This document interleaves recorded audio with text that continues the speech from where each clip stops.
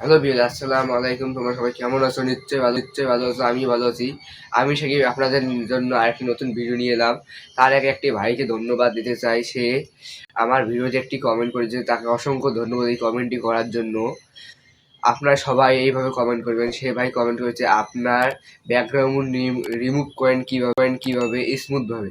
তো আজকে আমি এই নিয়েই ভিডিওটি বানাবো। তো বন্ধুরা, তোমরা সবাই আমার ভিডিও যারা যারা দেখতেছো, আপনাদের যে সমস্ত প্রবলেম আছে পাস করতে পারেন আমাকে। আমি যথাযথভাবে চেষ্টা করব আপনার প্রবলেমগুলো সলভ করা। তো ভিডিওটি শুরু করা যাক। আর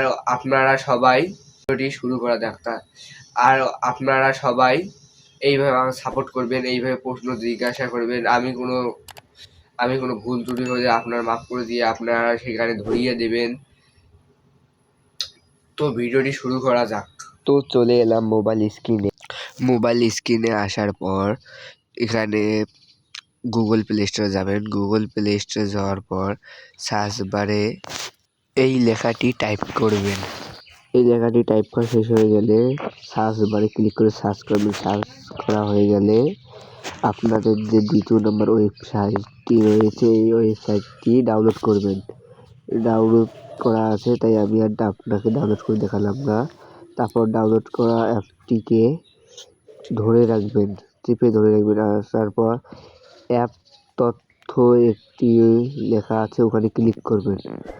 করার পরে অনুমতি দিন, যে 2 নম্বরে লেখা আছে অনুমতি দিন, ওখানে ক্লিক করে ফটো ও ভিডিওর আইকনটিতে অনুমতি দিয়ে দেবেন।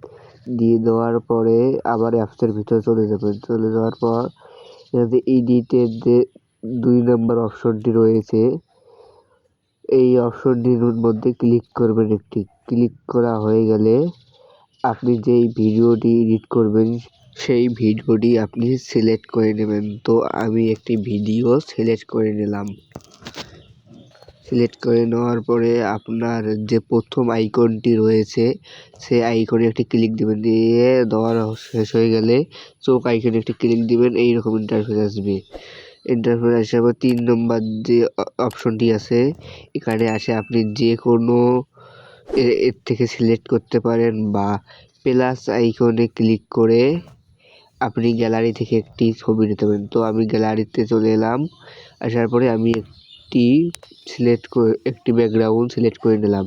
সিলেক্ট করা শেষ হয়ে গেলে উপরের যে 3 ডট আইকন আছে, এখানে ক্লিক করে আপনি কত ইস্যুতে ডাউনলোড করবেন সেটা দেখাবে। তো দেখা শেষ হয়ে গেলে একটু লোড নেবে। লোড দেওয়ার পর আপনি সেভ আইকনে ক্লিক করবেন। করার পর আবার একটু লোড নেবে।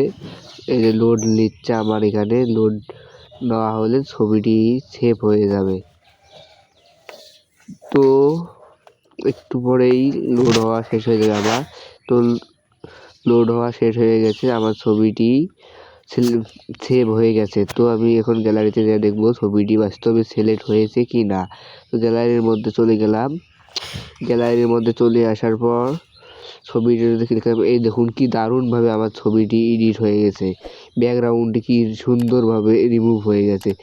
তো বন্ধুরা, তোমাদের যদি কোনো এখানে প্রবলেম হয় বা কোনো সমস্যা হয় তাহলে আমার সাথে যোগাযোগ করতে পারেন।